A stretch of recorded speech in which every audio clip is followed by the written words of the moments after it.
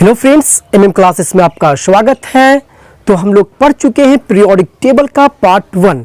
तो आज पढ़ेंगे पीरियोडिक टेबल का पार्ट 2। तो हम लोग पार्ट 1 में पढ़े थे हिस्ट्री ऑफ पीरियोडिक टेबल। इसमें हम लोग डोबेरिनर, न्यूलैंड्स, मेंडलीफ और मोसले के बारे में अध्ययन किए थे। तो आपको हमने बताया था कि डोबेरिनर ने त्रिक नियम दिया, चूंकि एग्जाम में कई बार पूछा जा चुका है कि त्रिक नियम किसने दिया, ट्रॉयड्स लॉ किसने दिया। तो उसका आंसर क्या आता है? डोबेरिनर ने। ठीक है, इंपॉर्टेंट। और बात करें न्यूलैंड्स के बारे में, तो आपको हमने बताया था न्यूलैंड्स के बारे में कि न्यूलैंड्स ने अष्टक नियम दिया। याद रखिएगा, जितने भी सारे इंपॉर्टेंट क्वेश्चन है, जो भी क्वेश्चन बताएंगे वो कहीं ना कहीं एग्जाम में पूछा गया है। ठीक है, तो न्यूलैंड्स ने अष्टक नियम दिया 1865-66 ईस्वी में। और इसने कहा कि अगर किसी भी तत्व से प्रारंभ करेंगे तो इसका प्रारंभिक तत्व और इसका ठीक 8वें तत्व का गुण क्या होगा? समान होगा। किसने कहा था? न्यूलैंड्स ने कहा था। और इसके समय कितने तत्व था? तो 56 तत्व था। याद रखिएगा, आपसे क्वेश्चन पूछा जा सकता है कि न्यूलैंड्स समय कितने तत्व था, तो आप बोलिएगा 56। ये भी क्वेश्चन एग्जाम में पूछा जा चुका है। ठीक है, और यहीं पर बोलेंगे कि इसने जो सजाया था पीरियोडिक टेबल, तो कहाँ तक इसका लागू हुआ था? तो किसके तत्व तक? तो कैल्शियम तक। मात्र 56 तत्व था, लेकिन सजा पाया कितना? मात्र 20 तत्व, यानी कैल्शियम तक ही फॉलो करता है, उसके बाद यह लागू नहीं होता है। वही बात करेंगे कि इसका जो अंतिम तत्व था, न्यूलैंड्स के पीरियोडिक टेबल का अंतिम तत्व, तो वो क्या था? तो उसका नाम था थोरियम। क्या नाम था? थोरियम। इसको भी याद कर लीजिएगा। थोरियम क्या है? न्यूलैंड्स का अंतिम तत्व। ये सारी बातें हमने आपको बता चुके पिछले वीडियो में। ठीक है, और बात करेंगे मेंडलीफ के, तो मेंडलीफ ने आवर्त सारणी को जो सजाया था वो किस आधार पर सजाया था? तो उसने द्रव्यमान संख्या पर मेंडलीफ ने सजाया था। मेंडलीफ किस देश के थे? तो ये रूस के रहने वाले थे मेंडलीफ। वही न्यूलैंड्स किस देश के थे? तो वो अंग्रेज थे। और बात करेंगे डोबेरिनर, तो डोबेरिनर जर्मनी के निवासी थे। ठीक है, डोबेरिनर जर्मनी, न्यूलैंड्स कहाँ के थे? तो न्यूलैंड्स अंग्रेज थे, इंग्लैंड के रहने वाले। और रूस के मेंडलीफ के बारे में आपको हम बताया था कि इसने पीरियोडिक टेबल जो सजाया, द्रव्यमान संख्या पर सजाया था। द्रव्यमान संख्या की सजाते समय कुछ स्थान इसने खाली भी छोड़ दिया था, कुछ स्थान को खाली छोड़ दिया था। जैसे आप देख रहे हैं, ये स्कैंडियम, इस स्थान को खाली छोड़ा था। और भी गैलियम, जर्मेनियम, इसका नामकरण मेंडलीफ ने पहले ही कर दिया था। इसका जो नाम था, मेंडलीफ ने इसका नाम एका बोरोन रखा। याद रखिएगा, स्कैंडियम का नाम मेंडलीफ के द्वारा एका बोरोन रखा गया था। वही गैलियम का नाम मेंडलीफ के द्वारा एका एल्युमिनियम रखा गया। और जर्मेनियम का नाम एका सिलिकॉन रखा गया। ये भी एग्जाम में पूछा गया कि मेंडलीफ के द्वारा गैलियम का नाम क्या रखा गया था? तो इसका आंसर क्या था? तो बोलेंगे कि इसका नाम एका एल्युमिनियम गैलियम को, और जर्मेनियम को एका सिलिकॉन, स्कैंडियम को एका बोरोन। बात समझ गए? ठीक है, इसमें आपको हमने पढ़ा दिए थे। मोसले के बारे में हम बताए थे। जो ये आवर्त सारणी दिख रहा है, इसमें कितने ग्रुप है? तो ये कुल मिला के अभी 18 ग्रुप, लेकिन मेंडलीफ ने मात्र 8 वर्ग और 7 पीरियड में सजाया था। यानी आवर्त उसका 7 था, 8 वर्ग था, लेकिन बहुत जगह मिलता है मेंडलीफ के आवर्त सारणी में 9 वर्ग। चूंकि इसने 8 वर्ग बनाया था, उस समय इसके समय अक्रिय गैस का खोज नहीं हुआ था। मेंडलीफ के समय अक्रिय गैस का खोज नहीं हुआ था, इसीलिए इसमें 8 वर्ग था। लेकिन जैसे ही अक्रिय गैस का खोज होता है, अक्रिय के लिए अलग स्थान मिल जाता है। ठीक है, इसलिए इसके लिए कितना हो जाता है? पहले 8 और अब 1 वर्ग बढ़ता है, तो 9 वर्ग। ठीक है, तो मोसले में 18 वर्ग, मेंडलीफ में आप 8 या 9 दोनों चलेगा। ठीक है, 8 वर्ग 7 आवर्त, या फिर 9 वर्ग 7 आवर्त। मेरे बात को समझ गए? ठीक है, और आपको हमने बताया था कि ये जो लास्ट है 18वां ग्रुप है, इसका नाम क्या है? अक्रिय गैस है। ये जो फर्स्ट ग्रुप दिख रहा है आपको, इसका नाम क्या है? इसका नाम ये क्षारीय धातु है। ये सेकंड जो ग्रुप दिख रहा है इसका नाम क्या है? इसका नाम क्षारीय मृदा धातु। और ये जो बताए थे आपको इसको कहते हैं 17वां वर्ग को हाइड्रोजन वर्ग, फ्लोरीन, क्लोरीन, ब्रोमीन, आयोडीन, एस्टेटीन। और वहीं ये जो आखिरी 18वां ग्रुप है इसको हम लोग जीरो ग्रुप बोलते हैं और इसको अकेलिय गैस कहते हैं। आपको हमने बताया था इसको क्या बोलते हैं, इसको लैंथेनाइड बोलते हैं और इसको एक्टिनाइड बोलते हैं। इन सभी के बारे में हमने पिछले वीडियो में पढ़ चुके हैं। तो चलिए हम लोग अब देखते हैं, आज के वीडियो में देखेंगे परमाणु त्रिज्या, आयनन विभव या आयनन ऊर्जा। ठीक है, इसी में हम लोग देखेंगे तत्वों का पोजीशन कि कौन सा तत्व, जैसे बात करेंगे सोडियम किस आवर्त में है, किस वर्ग में है, किस ब्लॉक में। किसी भी कैडमियम की बात करेंगे तो यह किस वर्ग में है, किस आवर्त में है, यानी किसी भी तत्व को हम बता सकेंगे कि इसका पोजीशन क्या है। तो हम लोग बोल सकते हैं पोजीशन ऑफ एलिमेंट भी देखेंगे इसी में। और बात करेंगे संयोजी इलेक्ट्रॉन, संयोजकता, धातुई गुण, अधातुई गुण, विद्युत ऋणात्मकता, इलेक्ट्रॉन बंधुता, यानी सभी को हम लोग इस वीडियो में देखने वाले हैं। तो आइए हम लोग देखेंगे अब परमाणु त्रिज्या क्या होता है। तो परमाणु त्रिज्या की बात करेंगे तो किसी भी परमाणु के नाभिक से, किसी भी परमाणु के नाभिक से उसके बाह्यतम सेल यानी अंतिम कक्षा में, ठीक है, यानी कि अंतिम कक्षा के बीच के दूरी को ही हम लोग क्या कहते हैं?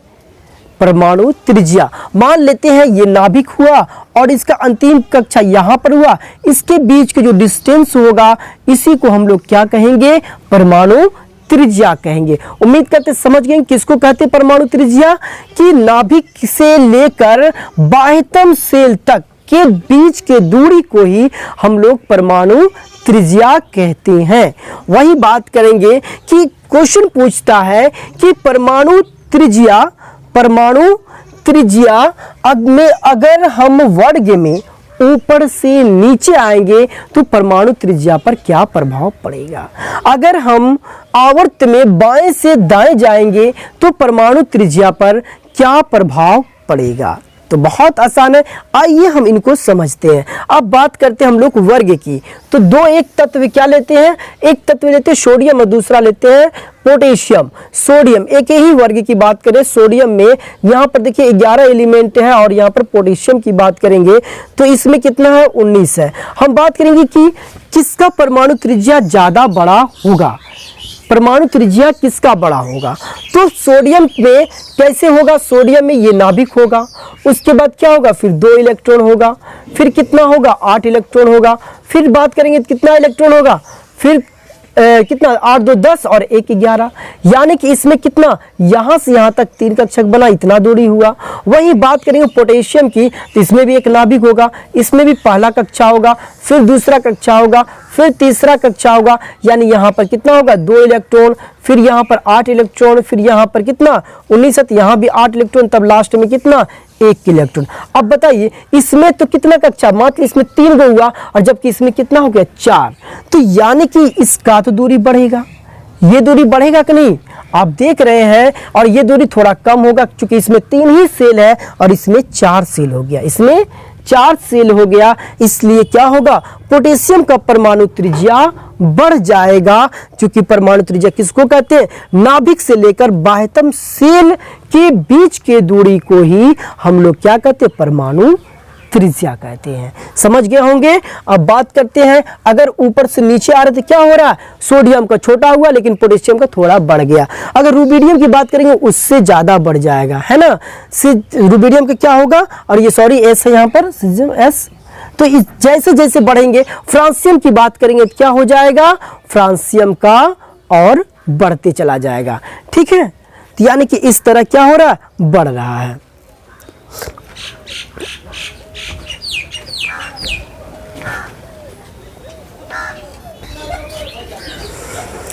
तो आइए देखते हैं हम लोग अब परमाणु त्रिज्या। परमाणु त्रिज्या क्या है समझते हैं। देखिए परमाणु त्रिज्या क्या होता है कि किसी भी परमाणु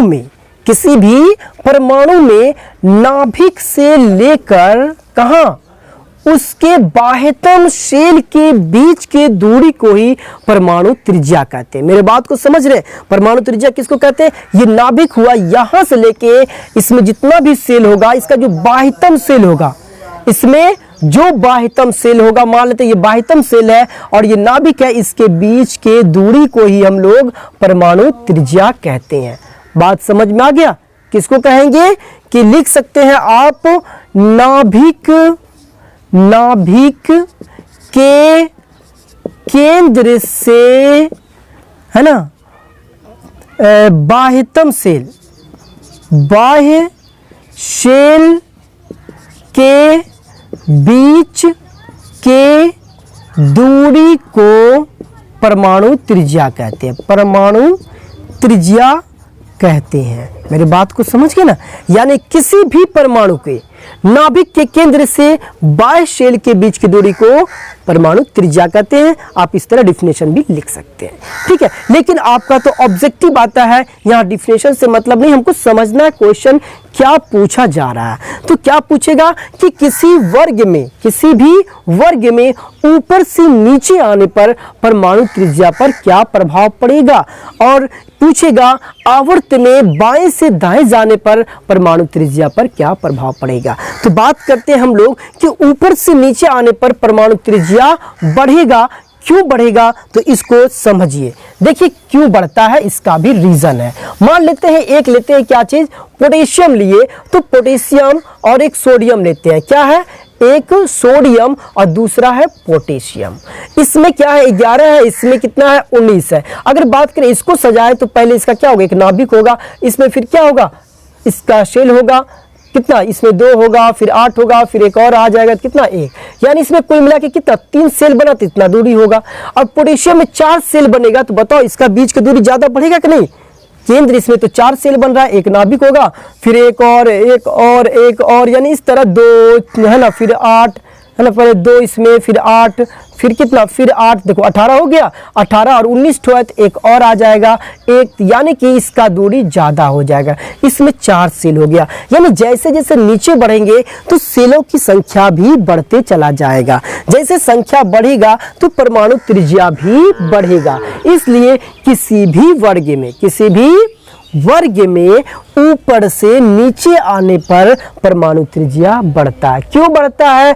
क्योंकि सेल की संख्या बढ़ते जाता है, जिससे फ्रांसियम का सबसे ज्यादा बड़ा किसका होगा? फ्रांसियम का होगा, है ना। बात करें जैसे रुबिडियम तो पोटेशियम से बड़ा होगा, फिर सीजियम। यानी कि देख रहे जैसे हम लोग ऊपर से नीचे आ रहे हैं तो क्या हो रहा है? परमाणु त्रिज्या बढ़ रहा है। तो आपको याद रहेगा कि वर्ग में ऊपर से नीचे आने पर परमाणु त्रिज्या बढ़ता है, ठीक है। क्यों बढ़ता है? क्योंकि सेलों की संख्या बढ़ जाता है, ठीक है। तो अब समझेंगे हम लोग, क्या समझेंगे? अब हम लोग समझते आवर्त में बाएं से दाएं तरफ जाने पर अब क्या होगा प्रभाव परमाणु त्रिज्या पर, तो समझिए। तो आइए इसमें क्या प्रभाव पड़ता है। तो इसमें क्या होता है? परमाणु त्रिज्या घटता चला जाता है। क्यों घटता है? इसका रीजन आइए। तो सबसे पहली बात करते हैं हम लोग, इसमें एक लेते हैं पोटेशियम और दूसरा लेते हैं कैल्शियम, या आप सोडियम मैग्नीशियम किसी से भी तुलना कर सकते हैं, क्योंकि ये बाएं हैं ये दाएं, है ना। तो बात करते हैं सोडियम पोटेशियम में, मैग्नीशियम से लेते हैं, सोडियम और मैग्नीशियम दो ले लिए। अब दोनों को देखिए क्या हो रहा है। अगर इसका बनाए तो क्या ये प्लस होगा, उसके बाद क्या 2 इलेक्ट्रॉन 8 इलेक्ट्रॉन, फिर कितना? फिर 1 इलेक्ट्रॉन, 2 8 1। इस तरह क्या हुआ? इसका सील हो गया। इसकी बात करेंगे, इसमें एक नाभिक होगा, फिर 2 होगा, फिर कितना? फिर 8 होगा, 8 होगा, फिर कितना? फिर 2 होगा। आप देख रहे हैं क्या कि इसमें लास्ट में कितना इलेक्ट्रॉन बच रहा है? 2 इलेक्ट्रॉन। लेकिन इसमें लास्ट में कितना बचा? 1 ही इलेक्ट्रॉन बचा। दोनों का सेल सेम है, परमाणु त्रिज्या लग रहा है दोनों का सेम है, लेकिन दोनों का सेम नहीं होगा, इसका घट जाएगा। इसका रीजन क्या है? याद रखिएगा, जो नाभिक में प्रोटॉन की संख्या बढ़ जाता है, नाभिक में प्रोटॉन की संख्या बढ़ जाता है, और यहां भी देखिए इलेक्ट्रॉन की संख्या 2 है, जिसके कारण क्या होगा? इसमें आकर्षण बल बढ़ जाता है। क्या होता है? आकर्षण बल लगने लगता है, जिसके कारण जो बाह्य सेल है थोड़ा नाभिक की ओर खींचा खींचा चला जाता है, इसलिए ये क्या होता है, ये छोटा हो जाता है। इसमें 2 गो, इसमें 1 है, ये खिंचाएगा तो कम खिंचाएगा, लेकिन ये कुछ ज़्यादा ही खिंचा जाएगा सोडियम के अपेक्षा मैग्नीशियम। जब ये ज़्यादा थोड़ा चला जाएगा तो इससे थोड़ा कम हो जाएगा, है ना। वही बात करेंगे, इधर बढ़ते जाएंगे कि एल्युमिनियम का और थोड़ा सा खींचा जाएगा, एल्युमिनियम, है ना। एल्युमिनियम में क्या 3 इलेक्ट्रॉन होता है, एल्युमिनियम में कितना होता है, नाभिक होगा, फिर लास्ट में 2, 8 और लास्ट में 3 गो बच जाता है। तो ये जो 3 बचा, ये क्या करेगा, ये तीनों मिलकर नाभिक की ओर जब खिंचाएगा तो कुछ ज़्यादा ही बल लग जाएगा और इससे भी छोटा हो जाएगा। यानी कि परमाणु त्रिज्या की बात करेंगे तो सबसे बड़ा क्या होगा, सोडियम का। जैसे जैसे हम लोग दाएं तरफ बढ़ते जाएंगे तो क्या होता है, घटता चला जाएगा, फिर मैग्नीशियम, फिर क्या चीज़, एल्युमिनियम। मेरी बात को समझे, क्यों होता है, क्योंकि आकर्षण बढ़ जाता है और ये जो बाह्य सेल होता है ये नाभिक की ओर खींचा चला जाता है। आपको समझ में आ गया होगा कि वर्ग में अगर हम ऊपर से नीचे आते हैं तो परमाणु त्रिज्या बढ़ता है। क्यों बढ़ता है, क्योंकि सेल की संख्या बढ़ जाता है। वही आवर्त की बात करेंगे तो आवर्त में हम लोग बाएं से दाएं जाते हैं तो परमाणु त्रिज्या घटता है। इसका रीजन क्या है, क्योंकि इस आवर्त में सेल तो समान रहेगा, वही सेल रहेगा, लेकिन इलेक्ट्रॉन प्रोटॉन की संख्या बढ़ जाता है, जिसके कारण नाभिक और बाह्य सेल में आकर्षण बल अधिक हो जाता है, जिसके कारण क्या होता है, बाह्य सेल नाभिक की ओर खींचा चला जाता है और क्या होता है, नजदीक हो जाता है इसकी अपेक्षा जिसमें कम इलेक्ट्रॉन है। ठीक है, इसीलिए क्या होगा कि इधर जाएंगे तो परमाणु त्रिज्या घटता चला जाएगा। परमाणु त्रिज्या समझ में आ गया होगा। तो आइए हम लोग जानेंगे अब आयनन ऊर्जा क्या है। तो समझिए आयनन ऊर्जा क्या है।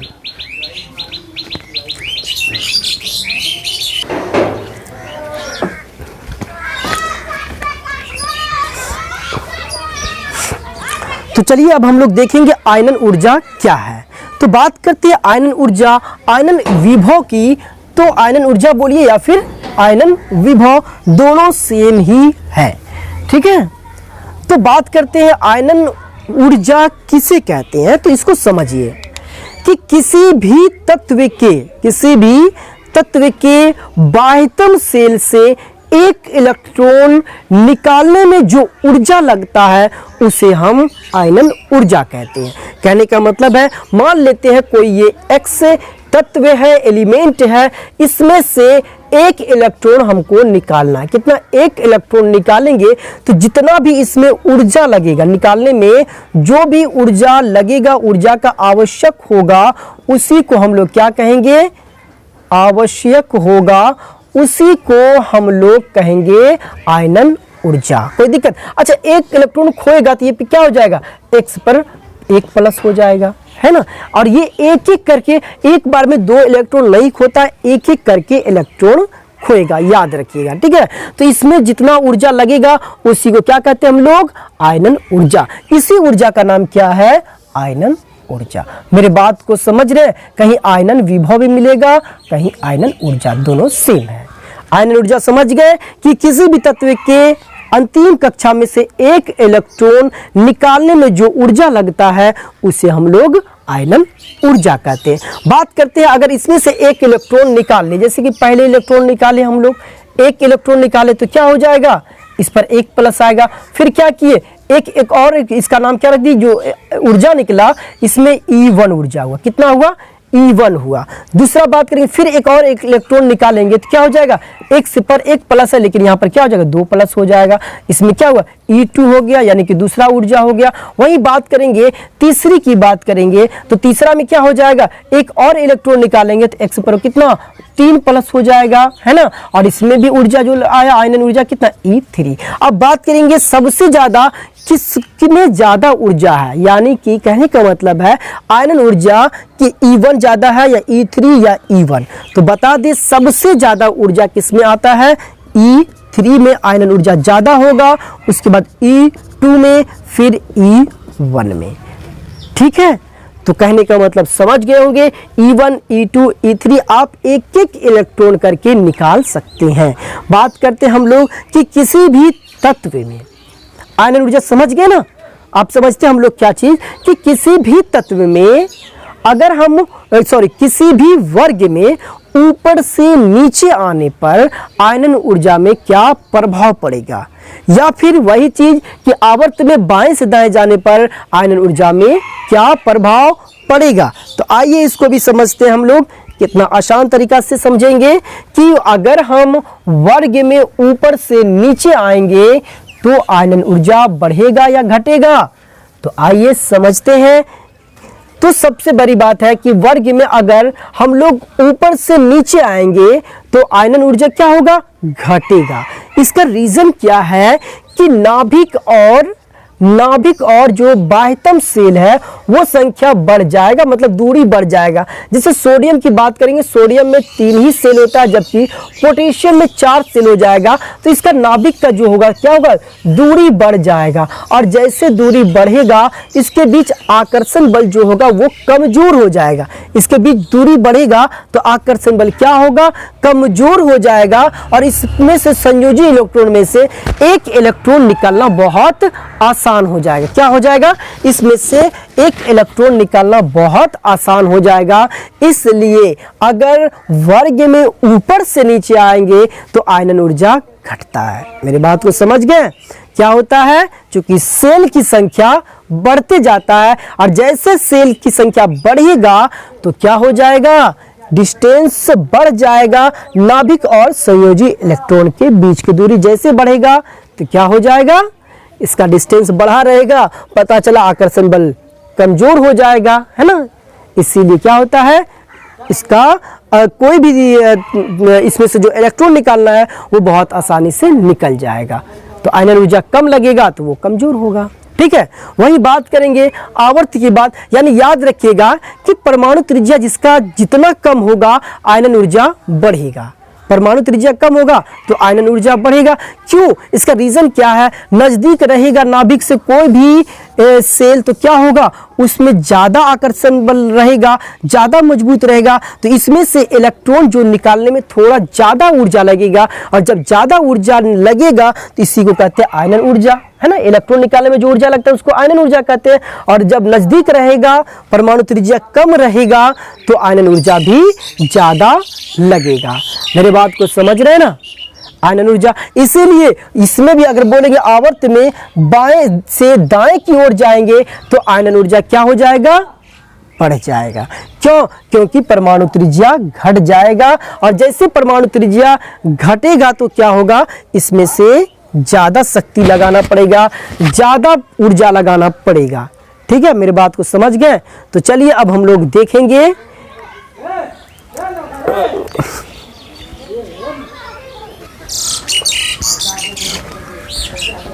आइए एक चीज और समझ लेते हैं, संयोजी इलेक्ट्रॉन और संयोजकता में क्या अंतर है। ठीक है, ये तो बहुत आसान है लेकिन बहुत लोग इसको भी नहीं समझ पाते। तो आइए इसको समझते हैं, संयोजी इलेक्ट्रॉन और संयोजकता में क्या अंतर है।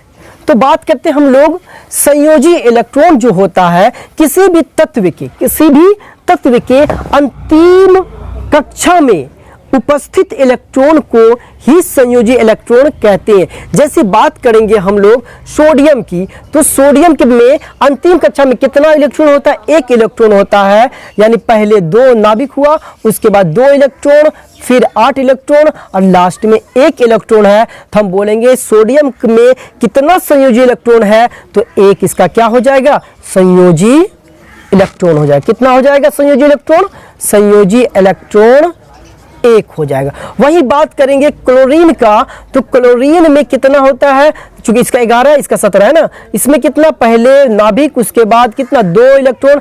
इसी क्रम में तौर तो याद रखिए, पहले कक्षा में 2 इलेक्ट्रॉन रहता है, दूसरे कक्षा में कितना रह सकता है, दूसरे में 8 रह सकता है, तीसरे कक्षा में कितना इलेक्ट्रॉन रह सकता है, 18 रह सकता है। लेकिन अंतिम कक्षा में कभी भी 8 इलेक्ट्रॉन से ज्यादा नहीं रह सकता। याद रखिएगा कि यह एग्जाम में पूछा गया, किसी भी तत्व के अंतिम कक्षा में अधिकतम कितना इलेक्ट्रॉन रह सकता है, तो इसका आंसर क्या होगा, 8। अंतिम कक्षा में 8 से ज्यादा इलेक्ट्रॉन नहीं रह सकता। ठीक है ना।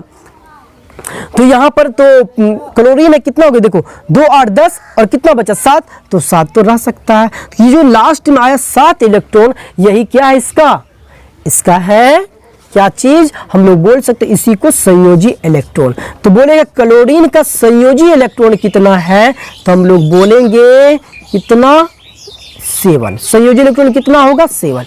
लेकिन संयोजकता की बात करेंगे तो क्लोरीन का संयोजकता कितना होता है, तो संयोजकता क्लोरीन का -1 होता है, जबकि सोडियम का संयोजकता कितना होता है, +1 होता है। अगर सोडियम की बात करेंगे कितना संयोजकता, तो सोडियम का संयोजकता होता है +1, है ना, इसीलिए इस पर +1 लगता है। एक इलेक्ट्रॉन जैसे खोता है तो सोडियम पर प्लस होता है और क्लोरीन पर कितना होता है, -1। प्लस का मतलब क्या है, वह तत्व धातु है। याद रखिएगा, जो इलेक्ट्रॉन खोएगा, दान करेगा, तो उस पर प्लस चार्ज आएगा और वही दान करेगा जो धातु होगा। मेरी बात को समझ रहे ना, यानी जितने भी प्लस आयन है समझिए वो क्या है, वो तत्व धातु होगा, और जितने पर माइनस आयन है तो हम बोलेंगे वह अधातु होगा। लेकिन इसमें एक अपवाद है, हाइड्रोजन अधातु होते हुए भी वो क्षारीय धातु की तरह है ना, वो अधातु है लेकिन वो क्षारीय धातु की तरह है, लेकिन कहीं कहीं वो हाइड्रोजन की तरह भी मैच करता है, इसीलिए हाइड्रोजन को आवारा तत्व भी कहते हैं। याद रखिएगा, आपसे पूछेगा कि हाइड्रोजन पर कैसा आयन होता है, तो बोलेंगे धन आयन प्लस में होता है, जबकि वो अधातु है, ठीक है।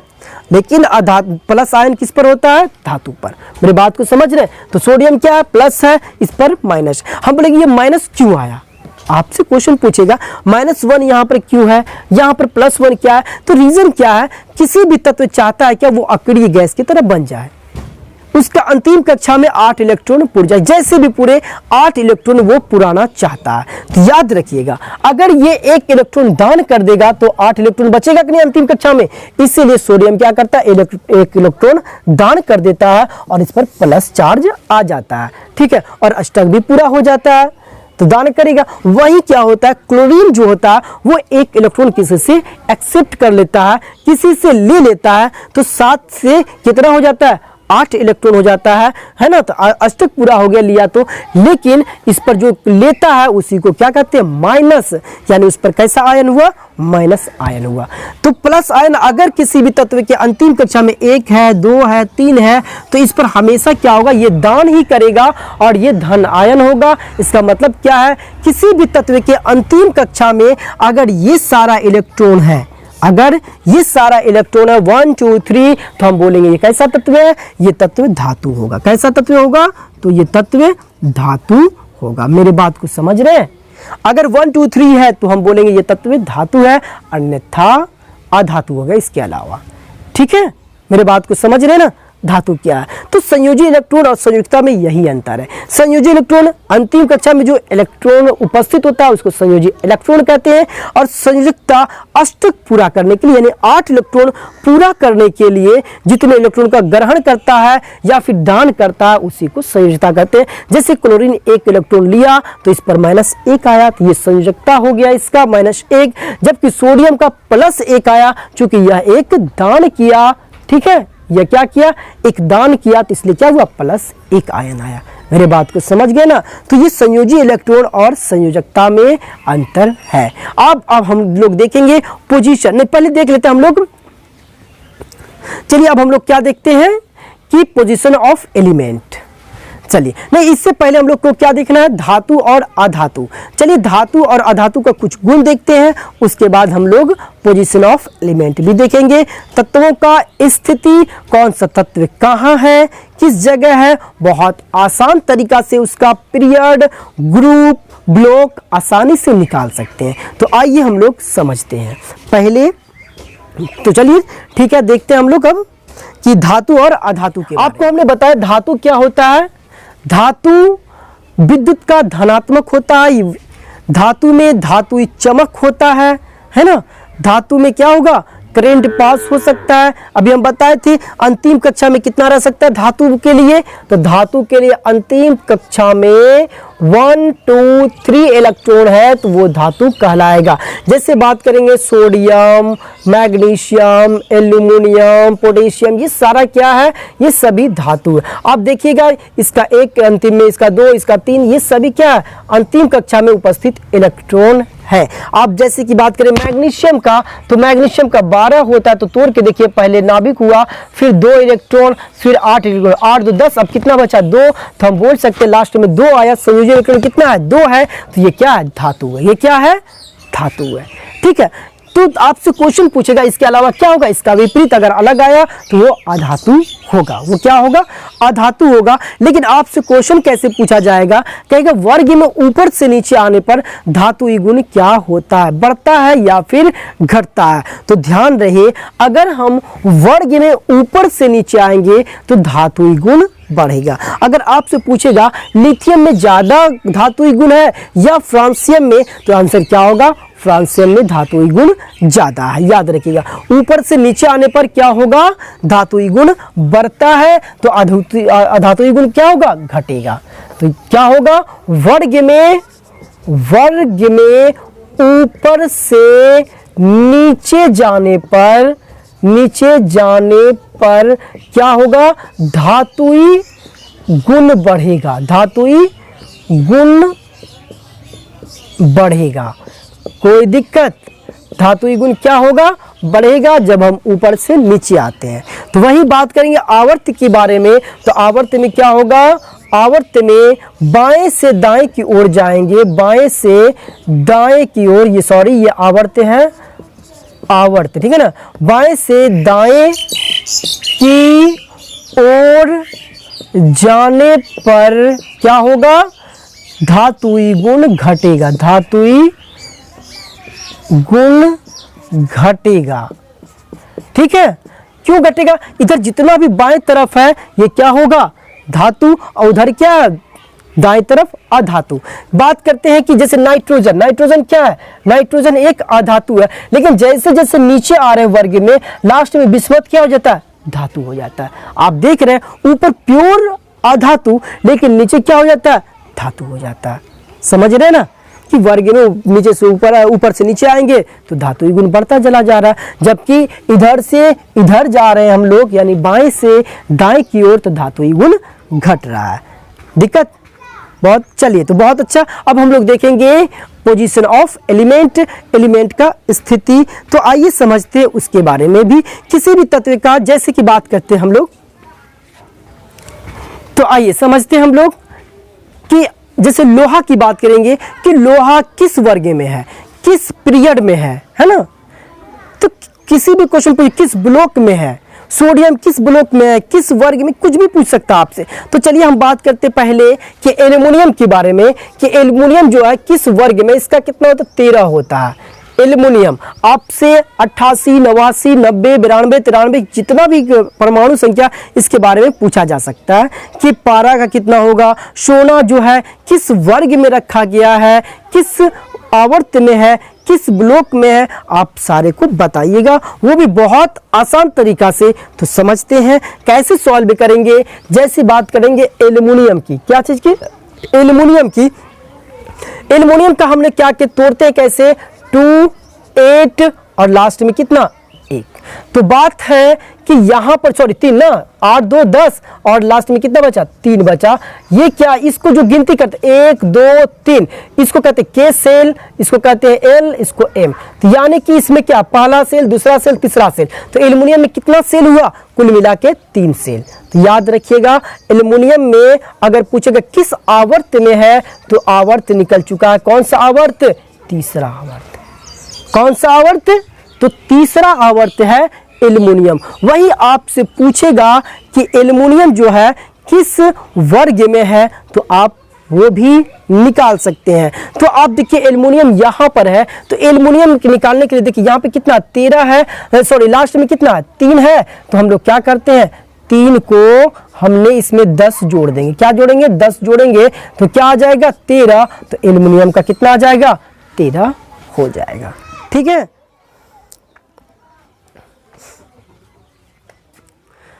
तो चलिए हम लोग को और भी क्या समझना है। अब हम लोग को समझना है विद्युत ऋणात्मकता क्या है, इलेक्ट्रॉन बंधुता क्या है, और तत्वों का पोजीशन है ना, पोजीशन ऑफ एलिमेंट, कि कौन सा तत्व को किस वर्ग में रखा गया है, किस पीरियड में रखा गया है, किस ब्लॉक में रखा गया है। जैसे पिछले 2018-19 में रेलवे के एग्ज़ाम में कई बार रिपीट हो चुका है कि आयरन को किस वर्ग में रखा गया है, किस ब्लॉक में, किस आवर्त में, कैडमियम को किस वर्ग में। तो इस तरह के क्वेश्चन को भी हम लोग सीखेंगे बहुत आसान तरीक़ा से। तो आइए सबसे पहले हम लोग क्या देखेंगे, वही विद्युत ऋणात्मकता। तो विद्युत ऋणात्मकता क्या होता है, किसी भी तत्व के बाह्यतम सेल से 2 इलेक्ट्रॉन खींचने में जो शक्ति लगता है, ऊर्जा लगता है, उसी को हम लोग क्या कहते हैं, उसी को हम लोग बोलते हैं विद्युत ऋणात्मकता। यानी कि बात करेंगे 2 इलेक्ट्रॉन, ये कोई एक्स तत्व है और इसमें से 2 इलेक्ट्रॉन अपनी ओर आकर्षित करेगा, तो यहाँ पर कितना 2 माइनस आ जाएगा। इसी को हम लोग क्या कहते हैं, विद्युत ऋणात्मकता। क्या बोलते हैं इसी को, विद्युत ऋणात्मकता बोलते हैं, ऋणात्मकता, ठीक है ना, विद्युत ऋणात्मकता बोलते हैं। और वही बात करेंगे अगर इसमें से केवल एक इलेक्ट्रॉन ग्रहण करेगा, तो इस कंडीशन में क्या होगा, इस पर 1 माइनस होगा और इसको हम लोग बोलेंगे इलेक्ट्रॉन बंधुता। क्या बोलेंगे इसको, इलेक्ट्रॉन बंधुता। याद रखिएगा, इलेक्ट्रॉन बंधुता किसको कहते हैं, ठीक है, बंधुता। बात करेंगे हम लोग इलेक्ट्रॉन विद्युत ऋणात्मकता का। कई बार एग्जाम में पूछा गया कि अगर आप बाएं से दाएं की ओर जाइएगा तो विद्युत ऋणात्मकता पर क्या प्रभाव पड़ेगा, घटेगा या बढ़ेगा। फिर आपसे पूछ सकता है कि वर्ग में ऊपर से नीचे आने पर विद्युत ऋणात्मकता पर क्या प्रभाव पड़ेगा। तो समझिए, इसको भी बहुत आसान है ना। हम लोग को क्या करना, जैसे कि बात करेंगे हम लोग कि लिथियम सोडियम, पहले वर्ग को देख लेते हैं। वर्ग में विद्युत ऋणात्मकता ऊपर से नीचे आने पर क्या होता है, घटता है कि बढ़ता है। अब बताइए, जिसमें ज़्यादा सेल होगा, जिसका परमाणु त्रिज्या ज़्यादा हो जाएगा, मान लेते ये रहा किसका, ये सोडियम का है, ये किसका है, सोडियम का है, ठीक है, और एक पोटेशियम का है, ये क्या है, पोटेशियम का है। अब हमको पता है कि यहाँ से जो यहाँ तक का दूरी तो बढ़ जाएगा और सोडियम का तो थोड़ा तो कम रहेगा, क्योंकि सोडियम में कम सेल होता है पोटेशियम की अपेक्षा, यानी कि पोटेशियम में ज़्यादा सेल है, तो ये जो दूरी बढ़ जाएगा, बढ़ेगा कि नहीं। और बाह्यतम सेल से ही क्या करना है, इसको 2 इलेक्ट्रॉन नाभिक की ओर आकर्षित करेगा। बताओ, कुछ ज़्यादा दूरी हो जाएगा तो ज़्यादा पावर लगाना पड़ेगा, लगेगा ना। इसीलिए क्या होगा, जब ऊपर से नीचे की ओर आएंगे तो क्या हो जाएगा, विद्युत ऋणात्मकता घट जाएगा। और ठीक है, और बात करेंगे हम लोग कि अगर इधर से इधर जाएंगे तो क्या हो जाएगा, ठीक है। अगर बाएं से दाएं की ओर आते हैं तो क्या होता है, तो विद्युत ऋणात्मकता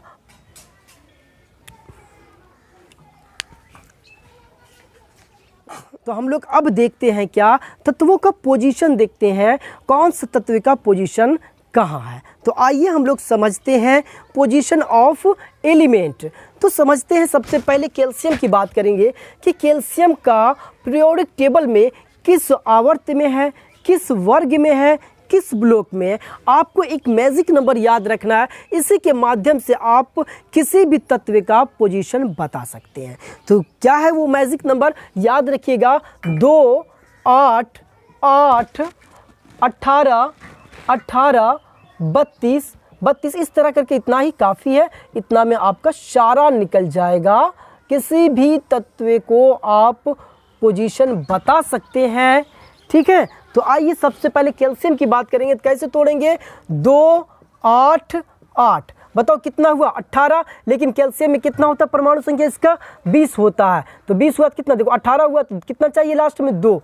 तो अब बात करते हैं, हमको आवर्त निकालना है। क्या निकालना है, आवर्त निकालना है। तो आवर्त क्या होता है, देखो गिनती करो, 1, 2, 3, 4, तो ये क्या हो गया, किस आवर्त में है, 4। अगर आपसे पूछता कैल्शियम कौन सा आवर्त में है, तो चौथे आवर्त में। आप गिनती करके देख सकते हैं कि चौथे आवर्त में कैल्शियम है ना, देखिए 1, 2, 3, 4 चौथे आवर्त में है कि नहीं, कैल्शियम चौथे आवर्त में। अगर आपसे पूछता किस वर्ग में है, तो लास्ट में देखिए आपका क्या आया, 2 आया। यही क्या दर्शाता है, वर्ग दर्शाता है। क्या दर्शाता है आपका, यही वर्ग दर्शाता है। ये 2 जो आया ये दूसरे वर्ग में। अब बताइए दूसरे वर्ग में है तो ये किस ब्लॉक में है। आपको हम पिछले वीडियो में बता चुके हैं कि जो 1, 2 होता है, 1 और 2, इसको हम लोग बोलते हैं एस ब्लॉक। क्या बोलते हैं, एस ब्लॉक।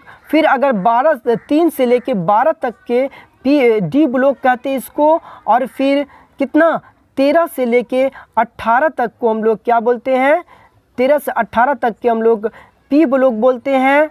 और जो नीचे वाला दिख रहा है ये दोनों, इसको एफ ब्लॉक बोलते हैं, है ना।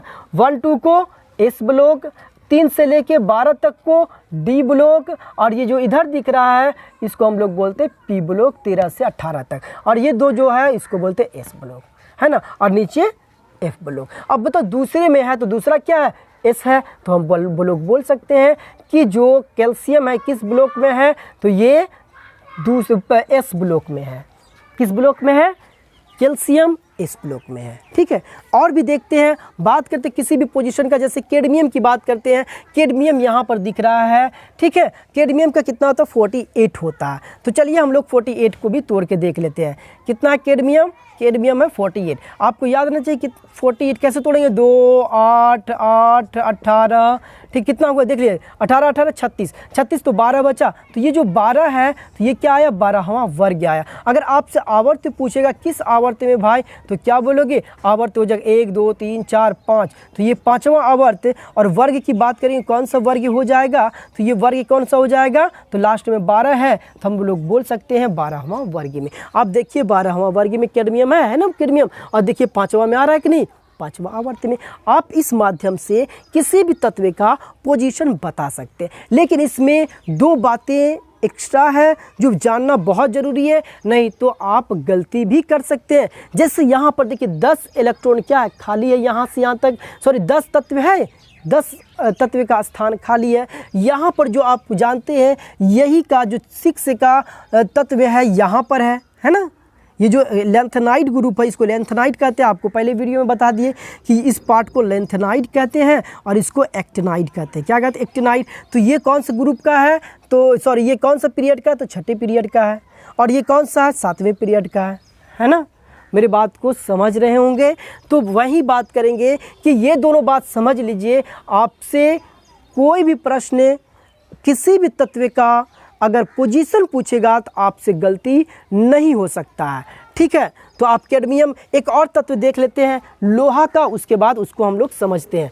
तो लोहा की बात करेंगे, ये भी एग्जाम में पूछा गया है कि लोहा का स्थान क्या है। तो आइए लोहा के बारे में भी जान लेते हैं। तो Fe लोहा आयरन इसका होता 26। तो कैसे तोड़ेंगे आपको पता होगा कैसे तोड़ते, 2 8 8 कितना हुआ, देखो अभी 18 हो गया, 18 8 26, लास्ट में कितना है 8। तो हम लोग क्या बोल सकते हैं, वर्ग 8 आया है। लेकिन आवर्त की बात करेंगे तो कौन सा आवर्त होगा, बताओ कौन सा आवर्त, तो आवर्त हो जाए, गिनती करो 1 2 3 4, चौथे आवर्त। कौन सा आवर्त, चौथे आवर्त। वहीं बोलेंगे कौन सा वर्ग, तो लो वर्ग भी आ गया भैया, 8 है तो लास्ट में कितना आया, वर्ग। तो ये कौन सा वर्ग है, 8वां वर्ग है। वही बात करेंगे कौन सा ब्लॉक है, तो आप बता सकते हैं ब्लॉक, बताइए ये कौन सा ब्लॉक है, दिख रहा है 8 से 8 किस में आ रहा है, डी ब्लॉक में। तो यही क्या हो जाएगा, ब्लॉक नंबर डी। आपसे किसी भी प्रश्न पूछेगा, कैसा हूँ प्रश्न पूछेगा, अगर पोजीशन किसी भी तत्व का पूछेगा तो आप बता सकते हैं। तो एक जिंक का बनाते हैं उसके बाद देखेंगे। जैसे जिंक का कितना होता है, 30 होता है, कैसे तोड़िएगा, 2 8 8, आप भी ऐसी स्पीड में तोड़ सकते हैं ना। 2 8 8 कितना हुआ, 18 18 8, 18 में कितना, फिर यहाँ 30 पुराना है तो 30 के लिए कितना 12 जोड़ना पड़ेगा, कितना जोड़ना पड़ेगा 12। तो ये जो 12 आया यही क्या हुआ, ये वर्ग हुआ। देखिए जिंक का 12 में है, यानी हम लोग बोल सकते हैं जिंक किस वर्ग में है, तो 12 में। अगर आवर्त पूछेगा तो आप कैसे निकाल सकते हैं आवर्त, गिनती करिए 1 2 3 4, कि चौथे आवर्त में है जिंक, है ना, चौथे आवर्त में जिंक। वर्ग की बात करेंगे तो कौन सा वर्ग में है, 12वां में, तो 12 वर्ग हो गया। और जब 12 है तो कहाँ है, ये डी ब्लॉक में है, तो हम ब्लॉक भी बोल सकते हैं कौन सा ब्लॉक है, तो डी ब्लॉक है। तो उम्मीद करते समझ गए होंगे कि ब्लॉक, वर्ग, आवर्त किसी भी तत्व का बताना बहुत आसान है। लेकिन 2 बात अब समझिए, आपको ध्यान में रखना ये मैजिक नंबर, ठीक है, स्थिति जानने के लिए। तो चलिए इसको समझिए क्या, जैसे कि यहाँ पर हमने एल्युमिनियम का लेते हैं, किसका ले रहे हैं, एल्युमिनियम का। तो एल्युमिनियम में क्या होगा, इसका लास्ट में 3 आएगा।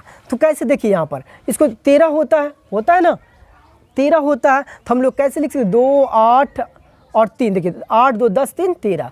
अब हमको अगर आवर्त की बात करेंगे तो कैसे आवर्त निकालते हैं, आपको पता होगा, गिनती करिए 1 2 3, तो 3 आवर्त आ गया, तीसरा आवर्त। लेकिन वर्ग की बात करेंगे तो यहाँ पर फेल कर जाओगे।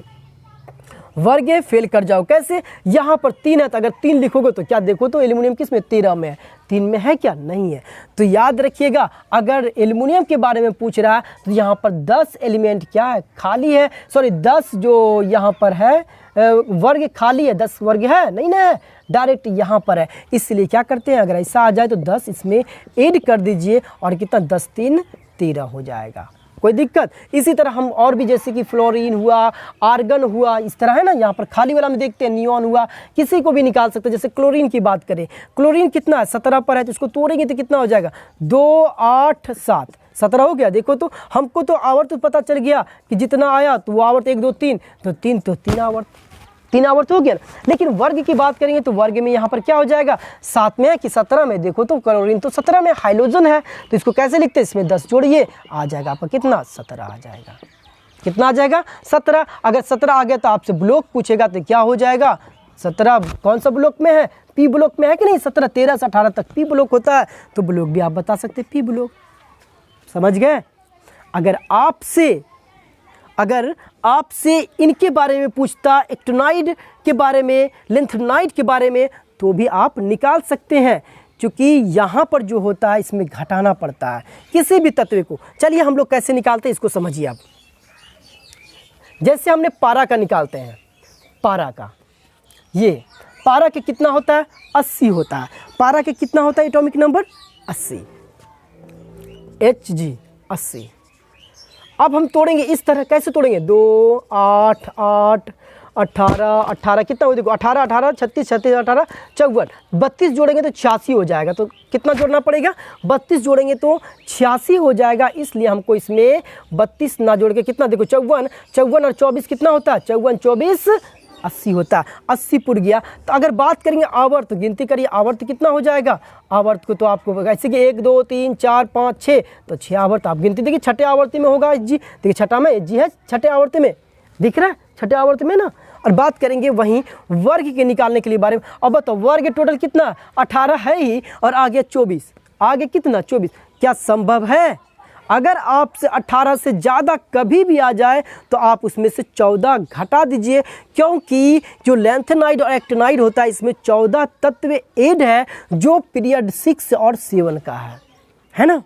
तो इसीलिए क्या करता है अगर 6 और 7 में आता है तो हम लोग को 14 घटा देना पड़ता है और आपको समझने में कोई दिक्कत नहीं होगा चूँकि इसमें हमेशा 18 से ज़्यादा आ जाएगा। और जब 18 से ज़्यादा आएगा तो 14 घटा सकते हैं। तो आइए 14 घटाएंगे तो कितना वर्ग है? ये 24 है। 24 में 14 घटाइएगा तो आपके पास आएगा 10, यानी कौन सा वर्ग हो जाएगा 10वें वर्ग। आप देखिए Hg कितना हो जाएगा, लगता है गलती घटा दी क्या, ओ सॉरी गलती कर दी है ना। देखो 80 पुराने के लिए देखो 54 और यहाँ पर 26 हो रहा है। कितना हो रहा है 26, ठीक है 80 पूरा 26 जोड़ना पड़ा तब 80। तो बताओ 26 में से घटेगा 14 तो कितना बचेगा 12 बचेगा। तो अब देखिए 12 है, Hg कितना पर है 12 पर है। मेरे बात को समझे? तो आप आसानी से निकाल सकते किसी भी तत्व को। जैसे सोना की बात करेंगे, सोना औरम कितना होता है सोना का? सोना का आपको पता है कि 79 होता है। अब इसको कैसे तोड़ेंगे 2 8 8 18 है ना 18, उसके बाद कितना देखो यहाँ पर 25 देना पड़ेगा, 79 पुर गया। 54 और 25 79 होता है। अगर आपसे आवर्त पूछेगा तो गिनती करिए, आवर्त लाइए भैया, कितना गिनती 1 2 3 4 5 6 तो देखिए छठे आवर्ती में हो गया। वहीं आपसे बात करेंगे कि किस वर्ग में है तो आप निकाल सकते किस वर्ग में है। तो 25 तो होता है नहीं वर्ग, 14 घटाना पड़ेगा, 14 घटाना पड़ेगा। जब 14 घटाइएगा तो कितना आएगा ये 11 आ जाएगा। और बताइए 11वां में है, आप मिला लीजिए, देखिए 11वां वर्ग में है और छठे आवर्त में है। अब अगर वर्ग निकल गया तो ब्लॉक निकालना तो आसान है, ब्लॉक निकालना आसान है चूँकि वर्ग जो 11 है वो किस ब्लॉक में पड़ता है डी ब्लॉक में, पहले भी बता दिए। तो क्या आपसे बनेगा पोजीशन निकलेगा किसी भी तत्व का? बिल्कुल सही, आप निकाल सकते हैं किसी भी तत्व का, आप पोजीशन निकाल सकते हैं इस मेथड से, ये गारंटी है। ठीक है, तो आप इस वीडियो को ज़्यादा से ज़्यादा शेयर करें और सब्सक्राइब भी कर लें। ठीक है, तो चलिए हम लोग देखेंगे अब अगले वीडियो में कोई अदर टॉपिक लेके आएंगे। तो धन्यवाद।